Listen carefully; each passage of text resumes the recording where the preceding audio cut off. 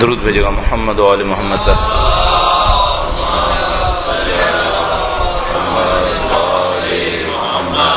فاتحہ. بسم اللہ الرحمن الرحیم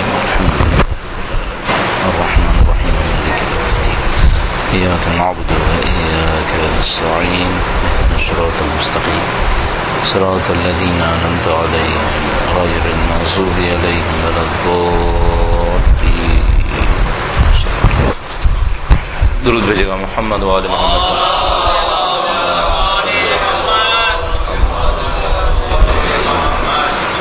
اعوذ باللہ من الشیطان الرجیم. بسم اللہ الرحمن الرحیم. الحمد للہ رب العالمین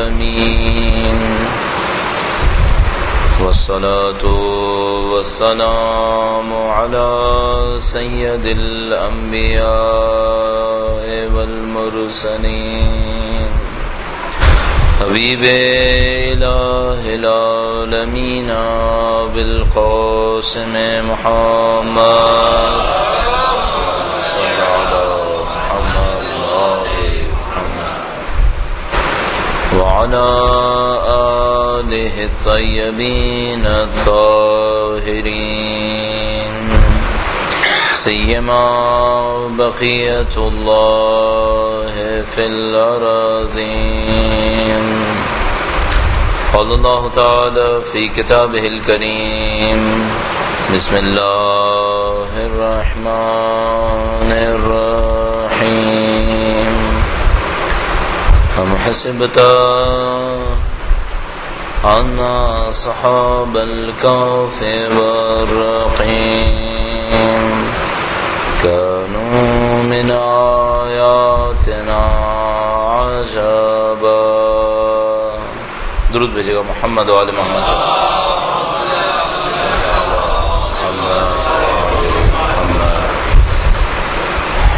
کرام 28 رجب ہے اور 28 رجب کی مناسبت سید الشہداء کے سفر کربلا آغاز کرنے کی مناسبت ہے.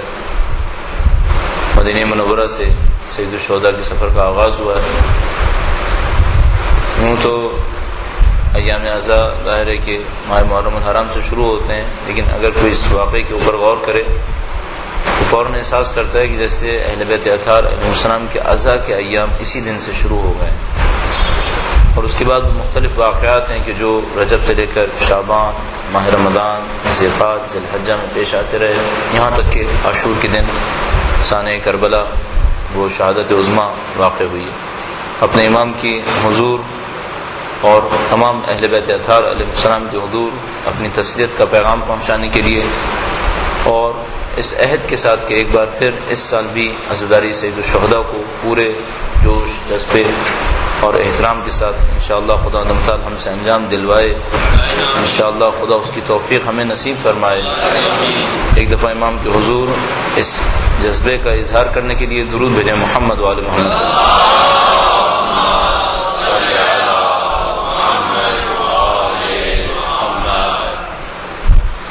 جو کوئی بھی واقعہ کربلا کو تاریخ اسلام کے اندر دیکھتا ہے، تاریخ اہل بیت اطہار علیہ السلام کے اندر دیکھتا ہے، وہ سمجھ جاتا ہے کہ یہ واقعہ خود اہل بیت اطہار علیہ السلام کی مسلسل جد و جہد نے بھی کوئی بنیادی واقعہ قرار پا رہا ہے.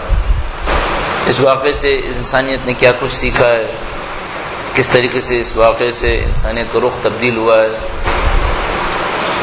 اور کس طریقے سے اس واقعے نے خود اہل بیت کی جد و جہد کو متاثر کیا ہے.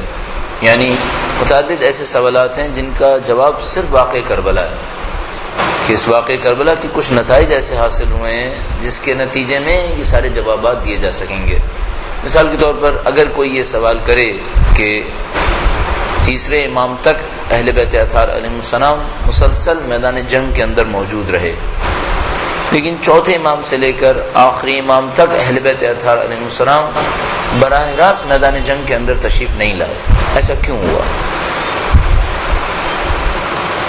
تیسرے امام تک جتنی شہادتیں ہوئی ہیں وہ شمشیر سے ہو رہی ہیں یا واضح دشمنی کے ذریعے سے ہو رہی ہیں. میدان جنگ کے اندر امام دوم کے سامنے شمشیر چلائی گئی، حامل المومنین کے خلاف شمشیر چلائی گئی، سید الشہداء کے خلاف شمشیر چلی گئی. لیکن اس کے بعد چوتھے امام سے لے کر آخری امام تک پھر کسی نے میدان کے اندر آ کر اہل بیت اطہار علیہ السلام کے سامنے شمشیر نہیں چلائی. یہ فرق کیسے حاصل ہوا؟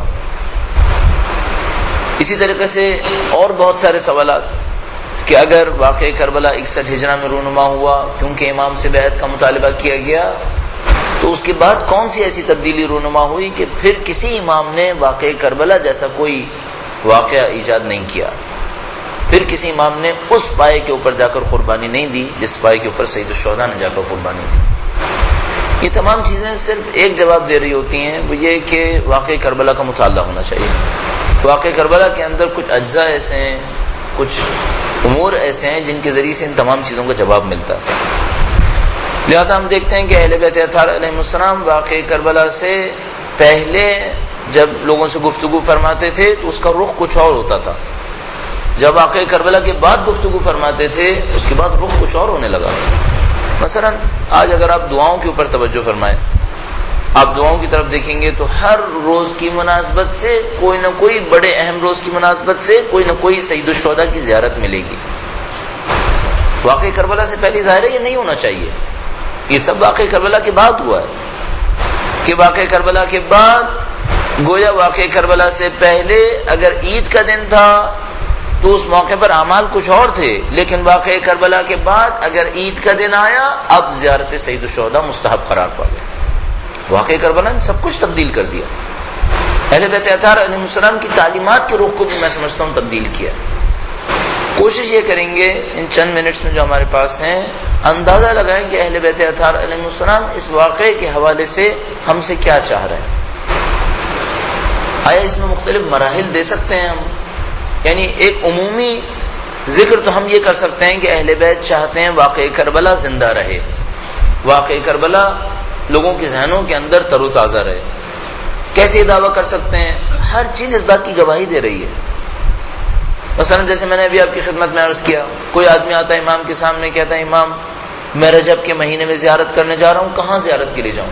فرماتے ہیں کربلا جاؤ.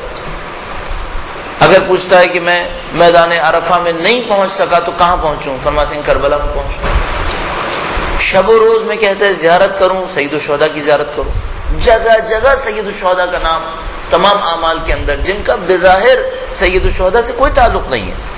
اگر عاشور کے دن زیارت سید الشہداء ہے تو ظاہر ہے اس کا ایک سبب ہے، چہلم کے دن کے لیے ہے تو سبب ہے، لیکن عید کے دن سید الشہداء کی زیارت اس کا کیا سبب ہے؟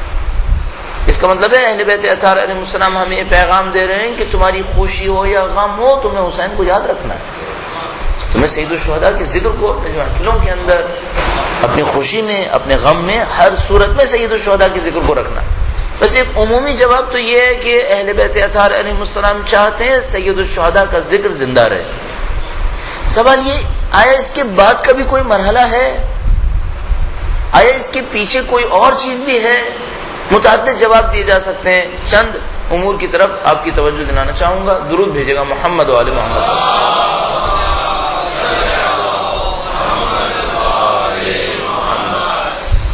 ہمیں یہ احساس ہوتا ہے اہل بیت اطہار علیہ السلام کی تعلیمات کو دیکھتے ہوئے، ان کی حکمتوں کو دیکھتے ہوئے، ان مصلحتوں کو دیکھتے ہوئے جن کو اہل بیت اطہار علیہ السلام دفاع کر رہے تھے، وہ یہ کہ مختلف زمانے میں واقع کربلا کے تقاضے مختلف رہے ہیں. مثلا ایک زمانہ آیا متوکل عباسی جیسا زمانہ کہ وہ ظالم و جابر سید الشہداء کے روضہ مبارک کو، قبر مقدس کو مخفی کرنے کی کوشش کر رہا ہے. وہاں پر کبھی پانی بہاتا ہے، کبھی وہاں پر ہل چلانے کی کوشش کرتا ہے، کبھی وہاں پر زراعت کرنے کی کوشش کرتا ہے. اہل بیت اطہار علیہ السلام ارشاد فرماتے ہیں تم پر واجب ہے زیارت سید الشہداء کے لیے. تو آج کے دور میں کیوں واجب نہیں ہے؟ آج کے دور میں کوئی فقیہ یہ نہیں کہہ رہا کہ زیارت سید الشہداء واجب ہے، زندگی کے اندر ایک دفعہ زیارت کے اوپر جانا واجب ہے، یہ کوئی نہیں کہہ رہا. اس دور میں اہل بیت اطہار علیہ السلام نے ارشاد فرمایا کہ اس وقت زیارت پر جانا واجب ہے. پوچھنے والے نے پوچھا کہ مولا اگر ہم زیارت پر جاتے ہیں تو وہاں پر رکاوٹیں بہت زیادہ ہیں، کبھی کبھی ایک ہاتھ قطع کر دیتے ہیں. فرمایا اب بھی واجب ہے کہ جاؤ. یعنی عجیب صورتحال یہ ہے کہ اس زمانے میں جب زیارت پر جانے والے کو اپنا ہاتھ کٹوانا ہوتا تھا اس وقت زیارت واجب تھی، اور اس کے بعد کے زمانے میں جب قدر آسانی ہو گئی پھر مشکل نہیں تھی اتنی، اس زمانے میں اہل بیت نے واجب قرار نہیں دیا، کہا اب مستحب ہے. کیوں ایسا ہے؟ اسی طریقے سے اور متعدد چیزیں، مثال کے طور پر ایک موقع پر ارشاد فرماتے تھے کہ صرف 2 مومن بیٹھ جائیں، ایک مومن ایک حدیث پڑھے، دوسرا اس کو سن لے، اسی کے اوپر جنت ہم دیں گے، جنت کی ضمانت دیتے ہیں.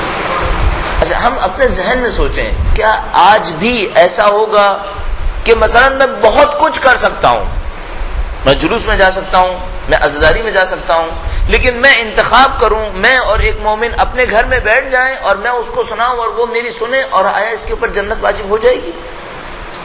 جبکہ میں اور بھی بہت کچھ کر سکتا ہوں. فوراً ذہن کہتا ہے کہ نہیں، ایسا نہیں ہونا چاہیے. اگر میں کچھ اور کر سکتا ہوں تو پھر وہ کچھ اور واجب ہونا چاہیے، کچھ اور کرنا پھر میری ذمہ داری ہونی چاہیے. اب سوال ہمارے پاس یہ ہے کہ اس کے مراحل کیا ہیں. اچھا یہ مرحلہ سمجھنا اس لحاظ سے بہت فائدہ مند ہوگا کہ بعض اوقات قوم ہونے کے ناطے، اہل بیت کا چاہنے والا ہونے کے ناطے ایک دور میں ایک خاص ذمہ داری ہوتی ہے، اگلے دور میں ذمہ داری تبدیل ہو جاتی ہے. اگر ہم یہ شعور حاصل نہ کریں تو ایسا نہ ہو کہ ہم ذمہ داریوں سے غافل ہو رہے ہوں. کیوں؟ کیونکہ ہم نہیں سمجھ پائے کہ ذمہ داری تبدیل ہوئی ہے، ذمہ داری کچھ اور بن گئی ہے. ان مراحل کا جائزہ لینے کی خاطر چند منٹ آپ کو زحمت دیں گے. درود بھیجے گا محمد و آل محمد.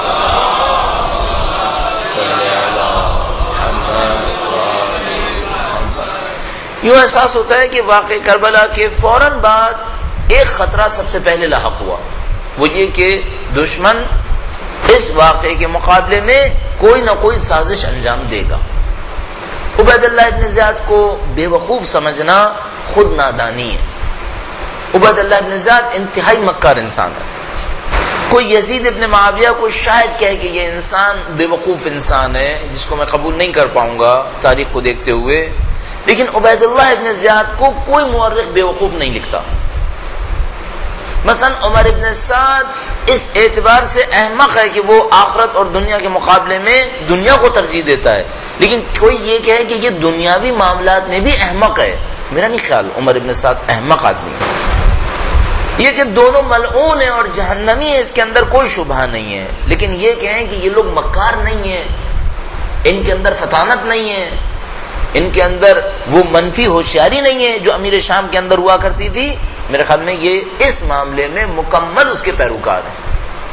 عالم یہ ہے کہ عبید اللہ ابن زیاد سے پہلے عرب کی لومڑی کا لقب عمرو ابن عاص کے پاس تھا، وہی جس نے امیر شام کا ساتھ دیا جنگ صفین کے اندر اور امیر شام کو نکلنے کی ترکیب بتائی کہ قرآن کو نیزوں پر بلند کرو اور روانہ ہو جاؤ.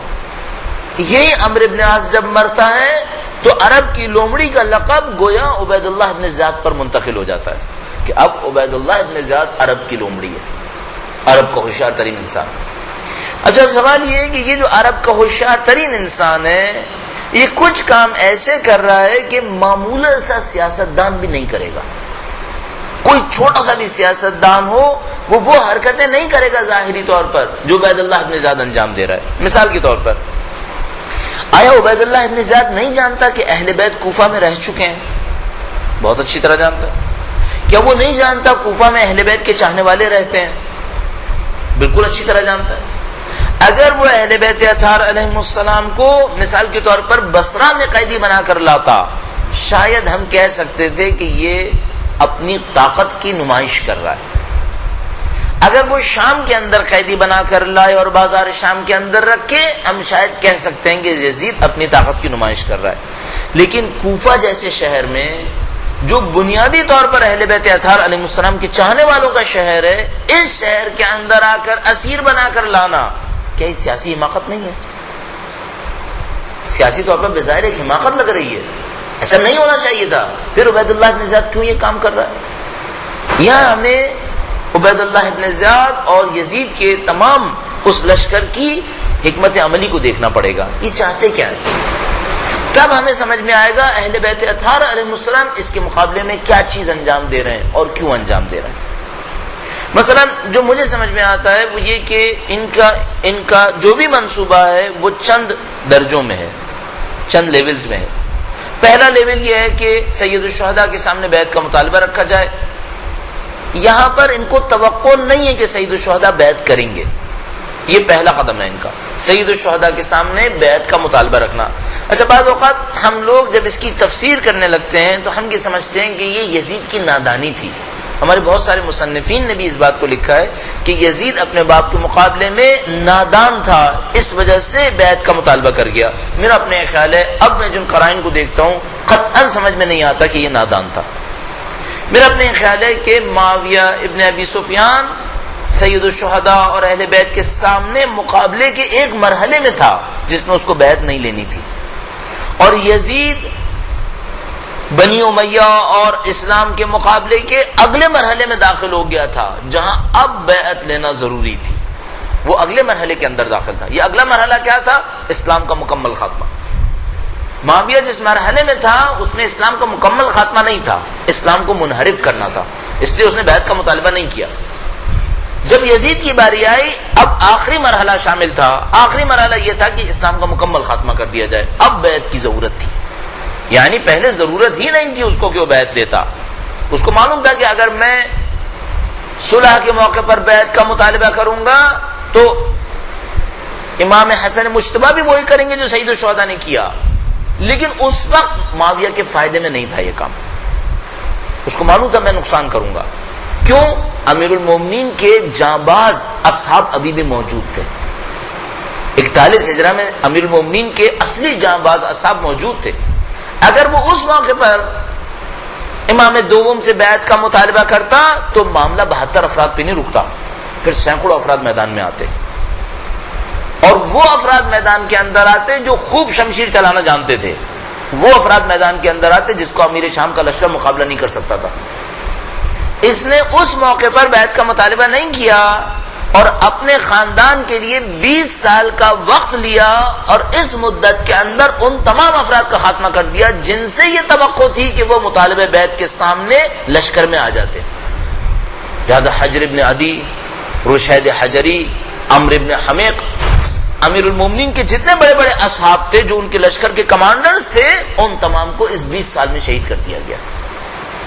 نہ صرف شہید کیا گیا بلکہ ان کے سروں کو بازاروں اور درباروں کے اندر لے جایا گیا تاکہ کوئی جرأت نہ کرے امیر شام کے خلاف سر اٹھائے۔ جو بچے کچے تھے ان کو مدینہ اور کوفہ سے نکال کر دور دراز کے علاقوں کے اندر منتشر کر دیا گیا تاکہ وہ لوگ اس اصلی مارکے کے اندر آنے کے قابل نہ رہیں۔ اب دوسرا مرحلہ شروع ہوا تھا یزید ابن معاویہ کے ذریعے سے، اب بیعت کا مطالبہ کرے تو حسین تنہا ہوں گے، بس اس کا مطالبہ بیعت نادانی پر مبنی نہیں تھا، اگلا مرحلہ تھا جس میں وہ داخل ہو گیا تھا۔ بیعت کا مطالبہ کرتا ہے، اس کو ایک بات قطعاً پتا ہے، سید الشہداء بیعت نہیں کریں گے، لہذا اس درجے پر صرف معاملے کو شروع کرنا مطلب ہے۔ بیعت کا مطالبہ کیا گیا کہ سید الشہداء بیعت نہیں کریں گے، اگر کر لیں تو اسلام کا خاتمہ ہی ویسے ہی ہو گیا، اور اس کو پتا تھا کہ وہ نہیں کریں گے۔ اگر کر لیتے تو یزید کے لیے نعم المطلوب تھا، ہاں جو چاہیے تھا وہ ہو گیا، سید الشہداء بیعت کر گئے تو پھر یزید ابن معاویہ وہ سب کچھ کر دیتا جو اسلام کو تباہ کرنے کے لیے کافی تھا، اور اس کے پاس سید الشہداء کی بیعت بھی ہوتی تو کوئی مسلمان کوئی اعتراض نہیں کرتا، لیکن ظاہر سید الشہداء نے بیعت نہیں کرنی تھی۔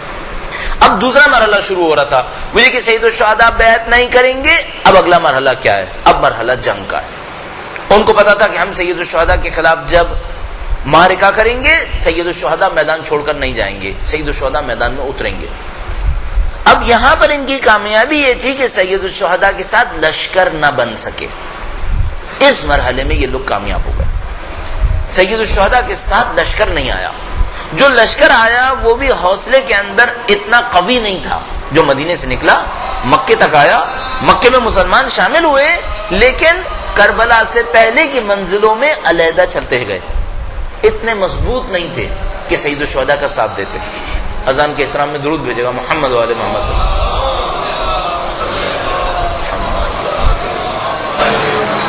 ایک بار پھر درود بھیجے گا محمد و آل محمد.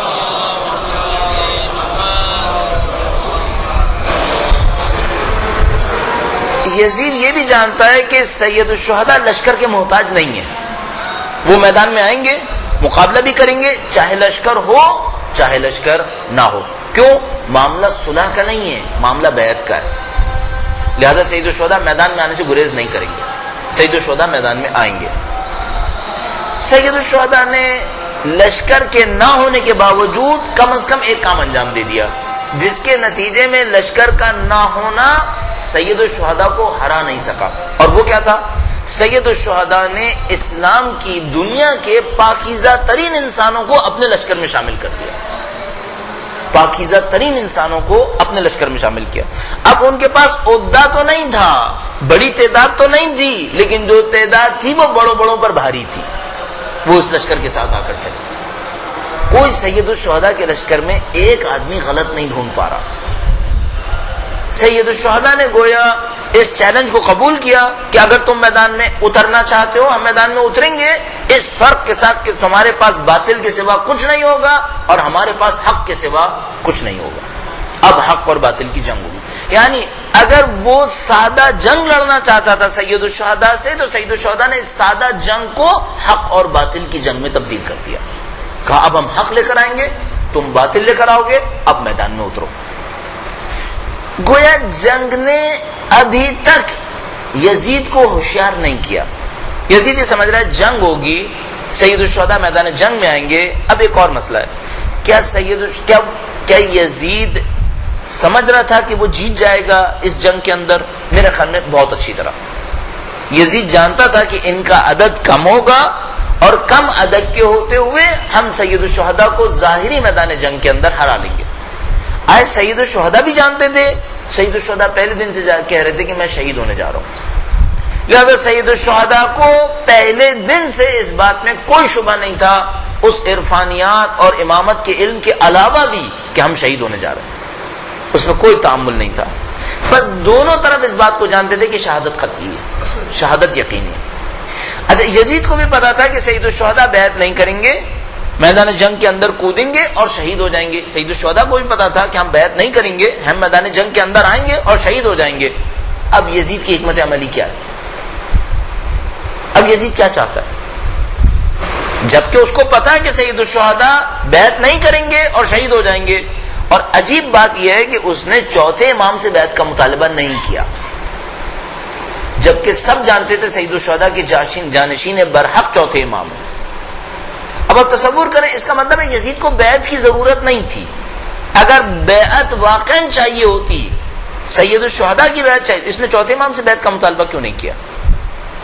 ان سے اس نے بیعت کا مطالبہ نہیں کیا. اس کا مطلب ہے یہ بیعت کے پیچھے کوئی اور ہدف دیکھ رہا ہے. وہ ہدف کیا ہے؟ اگر میں 10 دفعہ 10 دلائل آپ کی خدمت میں عرض کر سکتا ہوں جن سے یہ ثابت ہوگا کہ بیعت ایشو نہیں تھا. گرچہ ظاہری طور پر مارکے کا آغاز بیعت سے ہوا ہے, لیکن بیعت کے پیچھے ہدف کچھ اور ہے. بیعت کے پیچھے کیا ہدف ہے؟ بیعت کے پیچھے ہدف ہے صد نعوذ باللہ اہل بیت کے خاندان کی نعوذ باللہ تحقیر کرنا. یہ ہدف ہے. یزید اور معاویہ کے ساتھ مشکل یہ ہے, بنی امیہ کے خاندان کے ساتھ, کہ ان کے پاس سب کچھ ہے, تقدس نہیں ہے. اور سید الشہداء کے پاس کچھ نہیں ہے, لیکن تقدس ہی تقدس ہے. اور سید الشہداء بار بار یہ بات کہتے تھے, محمد و آل محمد بلندر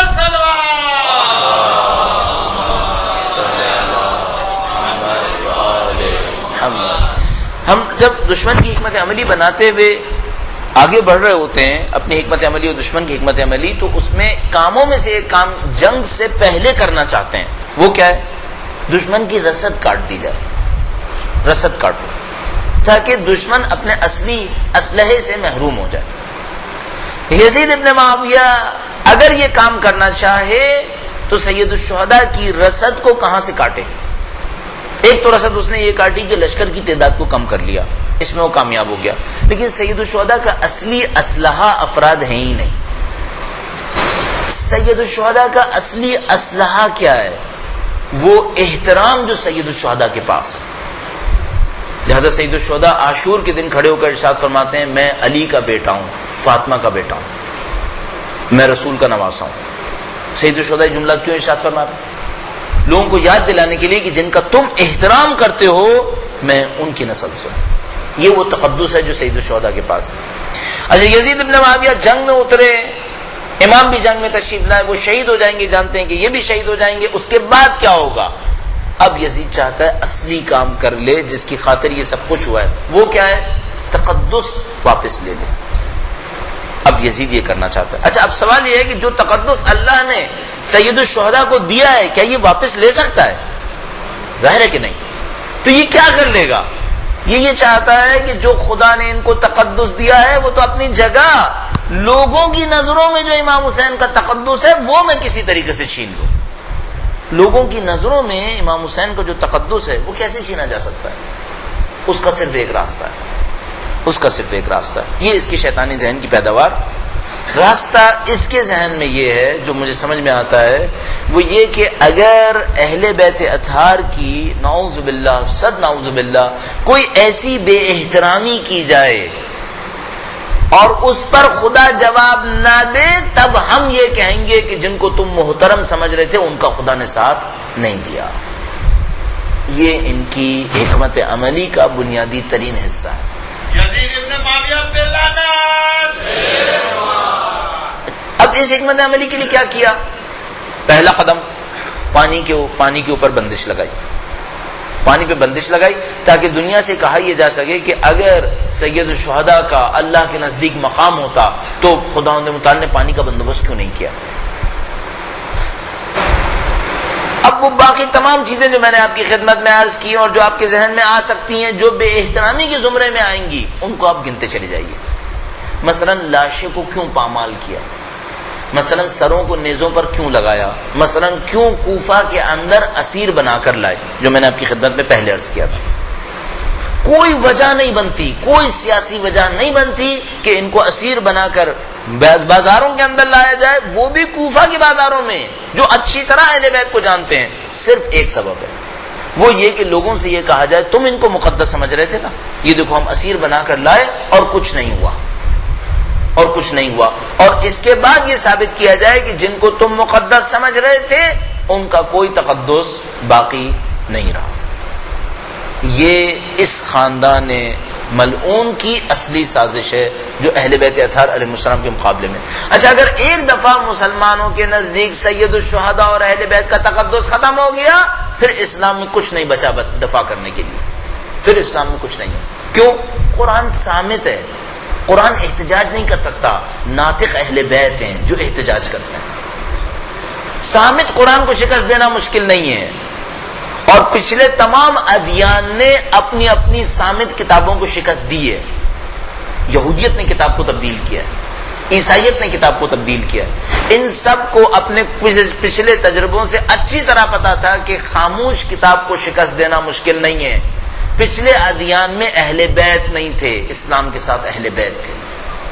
ان کو پتا تھا اگر ہم نے اہل بیت کو شکست دے دی, اور یہ بھی جانتے تھے کہ ہم اہل بیت کو شکست نہیں دے سکتے, ماننے والوں کو دور کر سکتے ہیں. بس ماننے والوں کو دور کیسے کیا جائے گا؟ وہ صرف ایک طریقے سے ان کا تقدس ختم ہو جائے. تقدس ختم کرنے کے لیے کیا کیا جائے؟ بے احترامی کی جائے. اب سوال یہ, اہل بیت کا جواب کیا ہے؟ اہل بیت کا جواب کیا ہے؟ جو اندازہ ہوتا ہے قرآن کریم کی آیات کو پڑھنے کے بعد, اگر آپ اس انداز سے ایک دفعہ قرآن کریم کا مطالعہ کریں تو آپ دیکھیں گے کہ 2 پیرامیٹر ایسے ہیں جس پہ خدا معجزے دکھاتا ہے. 2 باتیں اگر ایک قوم کے اندر حاصل ہو جائیں, کسی گروہ کے اندر حاصل ہو جائیں, خدا متعال معجزے دکھا دیتا ہے. اور قرآن کریم ارشاد فرماتا ہے صبر کرو, تقوی اختیار کرو. بس آپ کہیں گے بہت معمولی سی بات ہے, لیکن قانون تک پہنچنا آسان کام نہیں ہے. آپ قرآن کریم کو ایک دفعہ پورا مطالعہ کریں گے تب کہیں جا کر آپ اس نتیجے پر پہنچیں گے کہ ان 2 ٹرمز کو خدا نے جہاں کہیں استعمال کیا ہے پھر معجزہ دکھا دیا. اگر صبر ہو اور تقوی اختیار کر لیا جائے اب معجزے ثابت ہو جاتے ہیں. سید الشہداء نے ہر موقع پر اپنے تمام لشکر کو صبر کی تلقین اس خاطر کی. یعنی سید الشہداء کیا کہہ رہے تھے؟ سید الشہداء کہہ رہے تھے جو دشمن نے ہم پر پانی کی بندش لگائی ہے ہم اس کی وجہ جانتے ہیں. سید الشہداء یہ بھی جانتے تھے کہ میرے لاشے کو پامال کیا جائے گا. امامت کے علاوہ بھی، علم امامت کے علاوہ بھی، یہ جو ہم اور آپ مصائب میں سنتے ہیں سید الشہداء نے آخری موقع پر ایک خاص کرتا پہنا، اس کی وجہ بھی یہی تھی۔ سید الشہداء جانتے تھے کہ یہ میرے لباس کو بھی چھیننے کی کوشش کریں گے۔ کیوں یہ کام کریں گے؟ سید الشہداء جانتے تھے کہ یہ بے احترامی کو اپنی انتہا تک لے جائیں گے۔ اب سید الشہداء کا جواب کیا ہے؟ آئے سید الشہداء اپنے لشکر پہ اعتماد کر رہے ہیں کہ میرا لشکر اتنا بڑا ہے کہ بے احترامی نہیں ہونے دے گا؟ نہیں، سید الشہداء جانتے ہیں کہ جو جانباز ان کے ساتھ ہیں یہ سب شہید ہو جائیں گے، لہذا واقعہ عاشور میں، شب عاشور، انہوں نے سب کو بتا دیا تم سب شہید ہو جاؤ، تم کوئی ہمارا ساتھ نہیں دے پاؤ گے آخر تک۔ پھر جب سید الشہداء جانتے ہیں کہ آخر تک کچھ نہیں بچے گا، اب سید الشہداء کا اعتماد کس بات پر ہے؟ اعتماد اس بات پر ہے کہ جب ہم صبر کریں گے اور تقوی اختیار کیے ہوئے ہیں، اب خدا معجزے دکھائے گا، اور جب خدا معجزے دکھائے گا تو دشمن کی ساری سازشیں وہیں پر ناکام ہو جائیں گی۔ سید الشہداء اس پر اعتماد کر، یہ سید الشہداء کے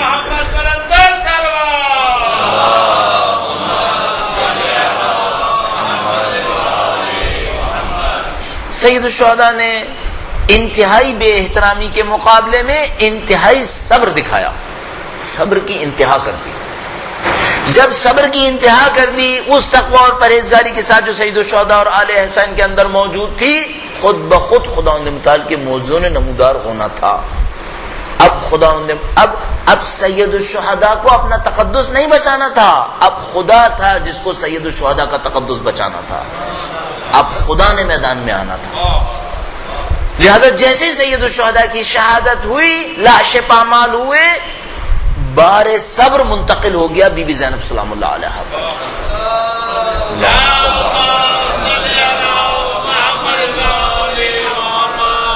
یعنی سید الشہداء یہ جانتے تھے کہ میں صبر دکھاؤں یہ کافی نہیں ہوگا، جو میرے ساتھ چلنے والے ان کو بھی صبر دکھانا پڑے گا۔ لہذا چوتھے امام کے خیمے میں تشریف لائے اور کہا بیٹا صبر کرنا، صبر کرنا، تمام مصیبتوں پہ صبر کرنا، اس کے سوا کوئی چارہ کار نہیں۔ بی بی کے پاس تشریف لائے، مخدرات اہل بیت کے پاس تشریف لائے، سب سے کہا صبر کرنا۔ اس پیرائے میں سمجھ سکتے ہیں کہ بی بی سے فرمایا دیکھو اپنے چہروں کو نہ کھروچنا اور خدا متعال کے سامنے صبر اختیار کرنا، چونکہ سید الشہداء جانتے تھے کہ اب صبر ہوگا جو معجزے دکھائے گا۔ جب یہ شہادتیں ہو گئیں اور میں نے عرض کیا بار صبر بی بی کے اوپر آ کر پڑا، بی بی ایک خاتون ہونے کے ناطے اس امتحان میں زیادہ سخت مشکل میں تھی۔ اگر اصولاً دیکھا جائے تو سید صابرین سید سجاد تھے، لیکن سیدہ صابرات بی بی زینب تھی۔ سید سجاد سے بڑا صبر کیا، کیوں؟ امام ہونے کے ناطے ہر چیز کشف ہے امام کے اوپر۔ بی بی زینب سلام اللہ علیہا اس عالم کے اندر صبر فرما رہی تھی، صبر کیا، اتنا صبر کیا، کربلا کے میدان سے نکلی اور 11 محرم کو ان اجساد کو چھوڑ کر وہاں سے نکلنا آسان کام نہیں ہونا چاہیے تھا، بہت سخت ہونا چاہیے۔ جب بی بی وہاں سے چلی، کوفہ تک پہنچی، کوفہ کے بازاروں میں تشریف لائیں اور صبر کیا، اور بازار کے اندر کچھ واقعات ایسے ہیں جو صبر کی انتہا طلب کر رہے تھے، جو واقعاً ایسے مسائل ہیں کہ جن کو معصومین علیہ السلام، مجھے کچھ اندازہ اس بات پہ ہوتا ہے کہ شاید بعض مصائب کو شاید معصومین بہت زیادہ برملا نہیں کرنا چاہتے، بعض مصائب کو شاید معصومین علیہ السلام نہیں چاہتے عمومی محفل کے اندر بار بار دہرائے جائیں۔ واقع کربلا کے اندر بعض چیزیں کم از کم بازار کوفہ کے اندر ایسی پیش آئیں جس میں بی بی نے صبر کی انتہا کر دی۔ اب جب صبر کی انتہا ہو گئی، سارے امتحانات ختم ہو گئے، اب معجزات نمودار ہونا شروع ہوئے۔ مجھے سمجھ میں آتا ہے کہ پہلی جگہ جہاں سے صبر کے منازل نے معجزہ دکھانا شروع کیا وہ خود بازار کوفہ ہے، خود بازار کوفہ، اور وہ سب سے پہلا معجزہ جس نے عوام کے سامنے سید الشہداء کے تقدس کو نہ صرف یہ کہ بچا لیا بلکہ آسمان پر پہنچا دیا، وہ نو کے نیزہ پہ سر حسین کا تلاوت کرنا۔ یہ معجزہ علنی معجزہ تھا۔ کچھ معجزے کچھ لوگوں کے لیے نمودار ہوتے ہیں، کچھ معجزے علنی معجزے ہوتے ہیں۔ سید الشہداء کے سر نے جو نوک نیزہ پہ تلاوت کی، لوگ سمجھ گئے خدا حسین کے ساتھ ہے، خدا حسین کے ساتھ ہے۔ اور لوگوں نے فوراً یہ نتائج نکال لیے کہ لاشے کے پامال ہونے نے حسین کے تقدس کو کم نہیں کیا، بے گور و کفن کربلا کے اندر پڑے ہوئے لاشیں نے سید الشہداء کے تقدس کو ختم نہیں کیا۔ یہ کہ ان کے بچے اسیر ہوئے، مخدرات قیدی بنا دی گئی اور ان کا سر نیزے پہ لگا کر گھمایا گیا، اس میں سے کسی چیز نے حسین کے تقدس کو ختم نہیں کیا، بلکہ سر حسین تقدس کی گواہی بن گیا۔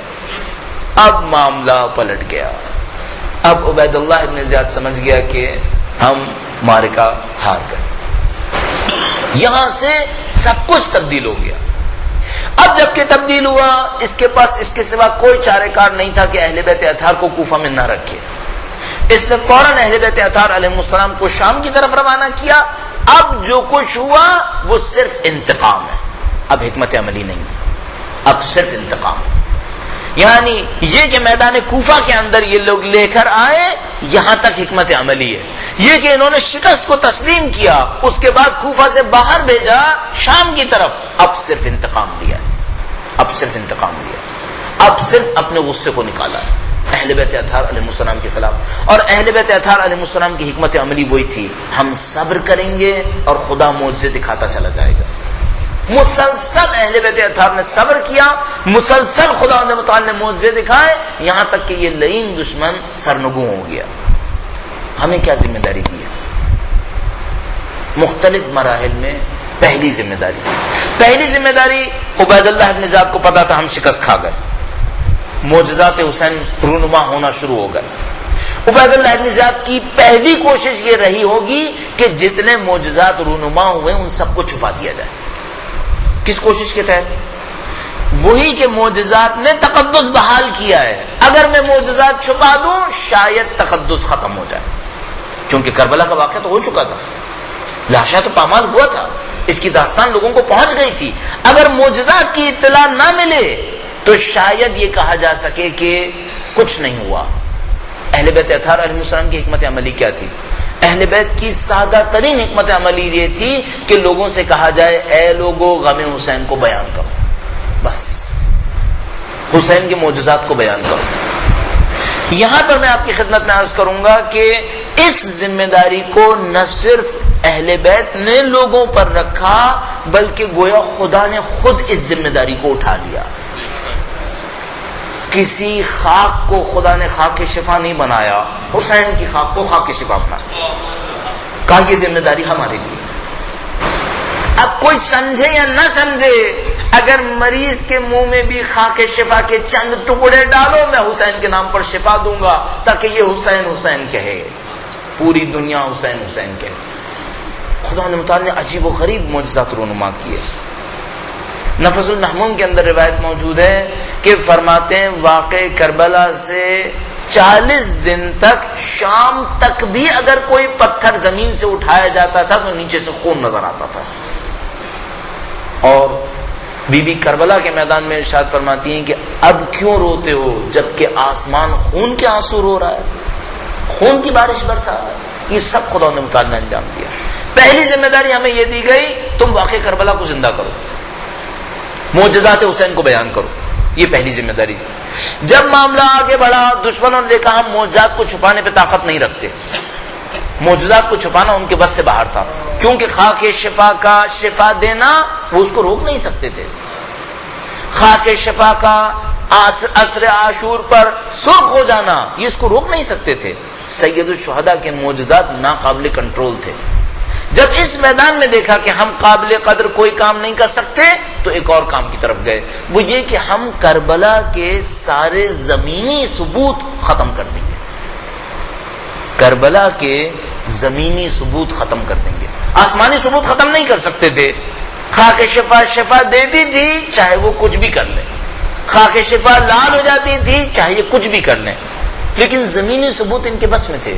ان زمینی ثبوت میں سب سے بڑا ثبوت کربلا کا خود سید الشہداء کی لحد مبارک تھی، قبر۔ جب تک سید الشہداء کی قبر کربلا میں تھی کربلا کے واقعے کا انکار ممکن نہیں تھا۔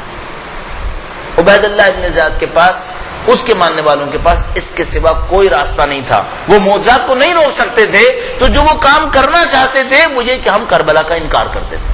کربلا ہوئی نہیں. اور ایسے واقعات بہت ہوئے ہیں کہ واقعہ رونما ہوا اور دشمنوں نے واقعے کا انکار کر دیا. ابھی تک میں اور آپ جھیل رہے ہیں اسے.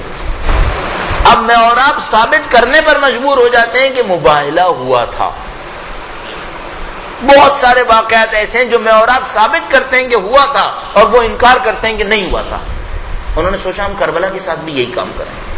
اگر وہ چاہتے تھے کربلا کا انکار کریں, ان کے پاس صرف ایک راستہ تھا, کسی طرح قبر حسین مخفی ہو جائے.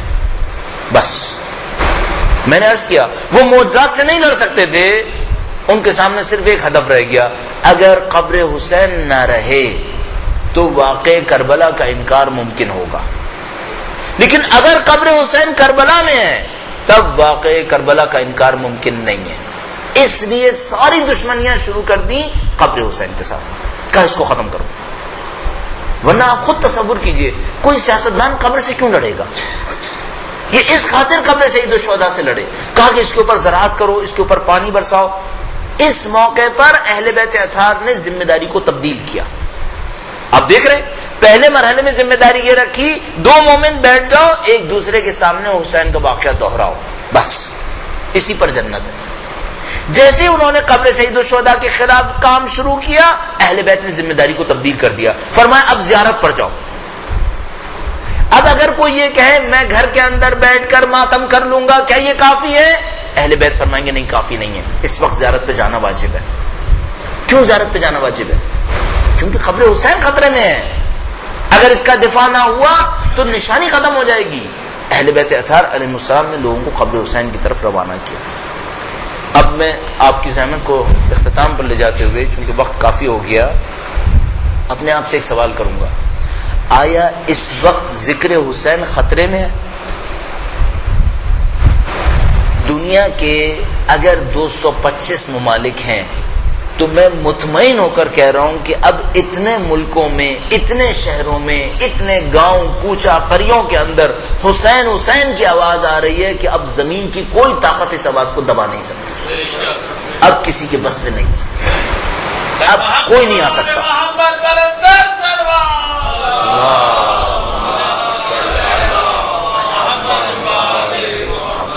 اب ذکر حسین کو ختم کرنا کسی کے بس میں نہیں. ان کا ہدف بھی اب ذکر حسین نہیں ہے. یہ جانتے ہیں یہ معاملہ ہمارے کنٹرول سے باہر چلا گیا. سید الشہداء کے معاملے کو اب ہم ذکر کے حد میں نہیں دبا سکتے.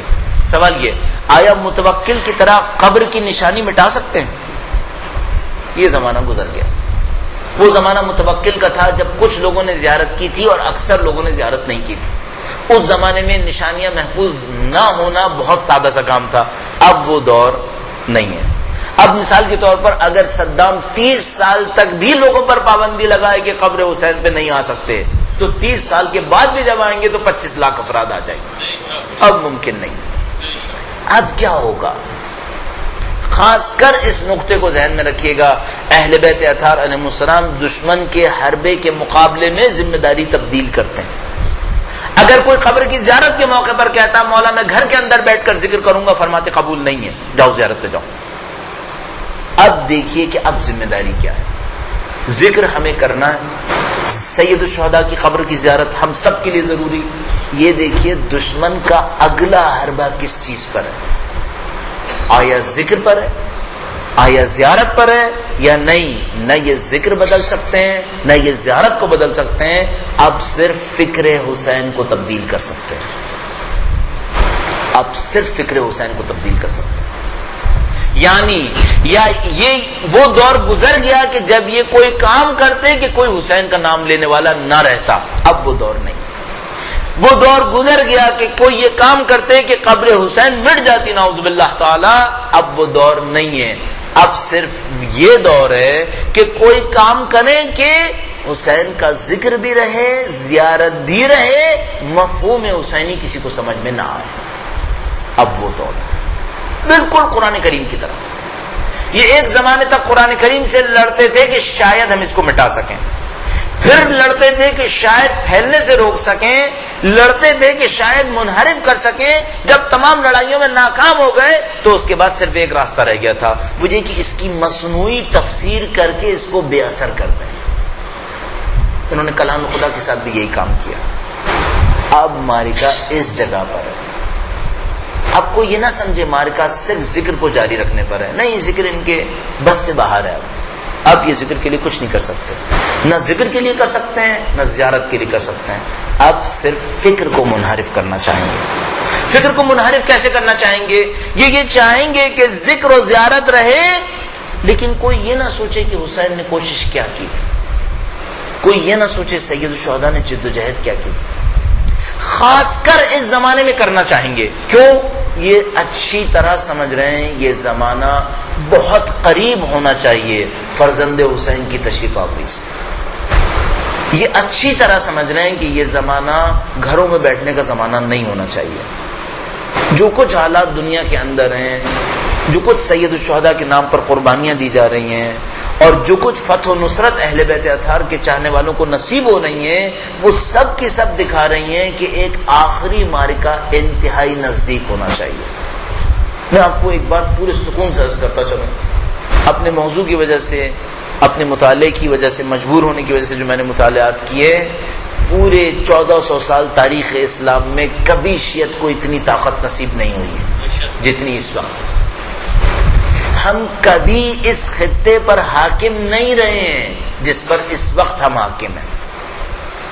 کبھی اس خطے کے اوپر اتنی حکومت نہیں رہی ہے جتنی اس وقت حکومت ہے.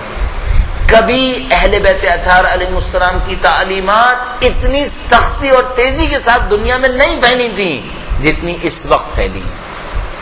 بہت سادہ سا ایک ثبوت اگر آپ کی خدمت میں عرض کروں, آج سے 30 سال پہلے اگر آپ امریکہ اور یورپ میں جاتے اور پوچھتے کربلا کہاں پر ہے, کوئی نہیں جان سکتا تھا. آج آپ جائیے امریکہ اور یورپ میں جائیے اور پوچھئے 40ویں کا دن کیسا دن ہے. آج پوری دنیا کے اندر CNN, BBC, تمام میڈیا 40ویں کی رپورٹ کرنے پر مجبور ہے. پوری دنیا کو دکھانے پر مجبور ہیں کہ 1 کروڑ افراد قبر حسین کے سامنے سے گزرے ہیں. پوری دنیا دیکھنے پر مجبور ہے. کس دور میں ایسا ہوا؟ یہ دور ہے اہل بیت اطہار علیہ السلام کی فتح نصرت کا دور. اس موقع پر دشمن کی پہلی خواہش یہ ہوگی کہ یہ میدان عمل سے دور رہیں. اہل بیت کے چاہنے والے کسی طرح میدان عمل سے دور رہیں. اس خاطر فکر حسین پر ضرب کاری ہے, اس خاطر فکر حسین پہ ضرب کاری ہے. اور آپ اور میں جو اہل بیت اطہار علیہ السلام کی محبت میں غارق ہیں, ہماری اور آپ کی ذمہ داری ہے کہ ہم اور آپ اٹھیں, سید الشہداء کی فکر کو سمجھیں اور اس فکر کو لے کر دنیا تک پہنچیں. اور میں آپ کی خدمت میں اتنا عرض کرتا چلوں, پوری دنیا حسین کے پیغام کو لینے کے لیے بےتاب ہے. اگر کوئی صحیح دینے والا ہو, اگر کوئی صحیح دینے والا ہو, اگر کوئی یہ بتا سکے دنیا کو کہ حسین نے قربانی کیوں دی تھی. اب وقت صرف اتنا نہیں ہے کہ میں لوگوں سے کہوں کہ اے لوگو میں یا حسین کہہ رہا ہوں, تم جواب میں یا حسین کہو. یہ مرحلہ ہو رہا ہے, یہ مرحلہ ہو چکا ہے. اب فکر اس بات کی ہے کہ کسی کے ذہن میں لائیں کہ حسین کی قربانی کیوں دی گئی تھی, کیوں سید الشہداء نے بچوں کو قربان کیا تھا. اور دنیا بےتاب ہے اس وقت. آپ یقین فرمائیے 30 سال پہلے فلسطین کی سرزمین کے اوپر شاید ہی کوئی اہل بیت اطہار علیہ السلام کو ماننے والا اور پہچاننے والا تھا. آج آپ چلے جائیے فلسطین کی سرزمین کے اوپر, آپ حیرانگی سے دیکھیں گے کہ 30 سال پہلے جس قوم کے بارے میں مشہور تھا کہ یہ ناصبی ہیں, اب وہاں بہت مساجد کے نام مسجد حسین, مسجد زینب ہے. کیوں ایسا ہوا؟ انہوں نے فکر حسین کو دیکھا, انہوں نے دیکھا ان کے تمام مسائل کا حل صرف ایک بات میں ہے, حسین سے وابستہ ہو جائے, سید الشہداء سے وابستہ ہو جائے. اور اب پوری دنیا اس بات کو سمجھ رہی ہے.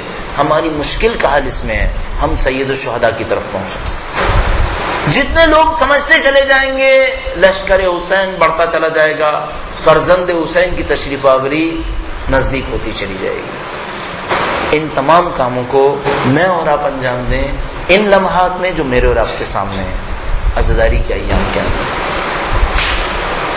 اب آپ اپنے دل کے پورے غم کو استعمال کیجئے سید الشہداء کی فکر کو سمجھنے کے لیے، اور جب آپ اس فکر کو سمجھ لیں تب پورے فخر کے ساتھ پوری دنیا کو سمجھائیں ہم حسین کے وارث ہیں، ہم حسین کا پیغام لے کر آئیں تمہارے سامنے۔ پھر اپنی طاقت دیکھیے آپ، آج دنیا کے اندر کوئی ذرا سا مظلوم ہوتا ہے پوری دنیا میں اس کا نام پھیلنا شروع ہو جاتا ہے۔ ایک خاتون کو جرمنی کی عدالت کے اندر کسی نے قتل کر دیا، اس خاتون کا ذکر دنیا کے اندر پھیل گیا۔ اس دنیا کو پتا تو چلے کہ حسین نے قربانی کتنی بڑی دی ہے، اس دنیا میں ذکر تو ہو کہ وہاں پر ہوا کیا ہے۔ آپ سید الشہداء کے پیغام کو لے کر آئیے، اور اب ان تمام چیزوں سے ہٹ کر عرض کروں گا، آپ ان تمام کاموں کو کریں اس آرزو کے ساتھ کہ اے مولا میں قبر میں تنہا ہوں گا، آپ کی زیارت درکار ہے، مجھے آپ کی زیارت چاہیے۔ آپ ان تمام کاموں کو کریں اس توقع کے ساتھ کہ اے مولا آپ کے فرزند پردہ غیبت پہ منتظر خون کے آنسو رو رہے ہیں، میں ان کا ساتھ دوں گا۔ اور جب آپ ان کاموں کو انجام دیں تو مسلسل سید الشہداء کی بہن کے حضور فرماتے رہیے کہ اے خواہر حسین، اے عقیلہ عرب، اس وقت کوئی آپ کا ساتھ دینے والا نہ تھا جب آپ طلعہ زینبیہ پر تشریف لے گئی اور سید الشہداء کو خاک کربلا کے اوپر دیکھ رہی تھی اور پکار اٹھی تھی کہ کیا نوازے رسول کو ذبح کرو گے۔ مولا وقت کے امام نے کربلا کے مصائب کو اپنے لفظوں میں بیان کیا ہے، زیارت ناحیہ کو خوب تفصیل سے پڑھی ہے تاکہ ان جملات کی حقیقت کو دیکھے۔ دو جملے اگر میں عرض کرتا چلوں، امام فرماتے ہیں سلام ہو ان خواتین پر جو ماتم کرتی ہوئی حسین کی قبر کی طرف بڑھ رہی تھی، اور مولا فرماتے ہیں سلام ہو ان خواتین پر جن کو بے خجابہ باریوں کے اوپر بٹھایا گیا۔ سيعلم الذين ظلموا أي منقلب ينقلبون۔ اے پاک پروردگارہ تجھے واسطہ محمد و آل محمد کا اس قلیل سے ذکر کو ہم سے قبول فرما۔ اے پاک پروردگار تجھے واسطہ محمد و آل محمد کا ان کی نورانیت سے دلوں کو منور فرما۔ اے پاک پروردگار تجھے واسطہ محمد و آل محمد کا ان کے چاہنے والے دنیا میں جہاں کہیں بھی ہوں ان کی جان مال عزت و آبرو کی حفاظت فرما۔ اے پاک پروردگار تو ہر سال ہمیں توفیق دیتا ہے، تجھے واسطہ محمد و آل محمد کا اس سال بھی ہمیں ذکر حسین جاری و ساری رکھنے والوں میں قرار فرما۔ اے پاک پروردگار دنیا کی جن گوشوں میں ذکر حسین ہے تجھے واسطہ محمد و آل محمد کا وہاں اور تمام موجود مومنین و مومنات کی جان مال عزت و آبرو کی حفاظت فرما۔ اے پاک پروردگار تجھے حق حسین کا واسطہ دنیا کے ان کونوں میں جہاں ذکر حسین نہیں تھا ہمیں پرچم حسین پہنچانے کی توفیق نصیب فرما۔ اے پاک پروردگار تجھے واسطہ محمد و آل محمد کا فرزند حسین تیری اجازت کے منتظر ہے، پاک پروردگار تجھے واسطہ محمد و آل محمد کا فرزند حسین کے ظہور میں تعجیل فرما، ہمیں اور ہماری نسلوں کو ان کے بہترین اوان و انصار میں قرار فرما۔ اے پاک پروردگار تو نے ذکر حسین سے نوازا ہے، پاک پروردگار اس دنیا سے زندگی کا اختتام امام کی راہ میں قربانی شہادت نصیب فرما۔ ربنا تقبل منا انك انت السميع العليم برحمتك يا ارحم الراحمين۔ یا حسین یا حسین یا حسین یا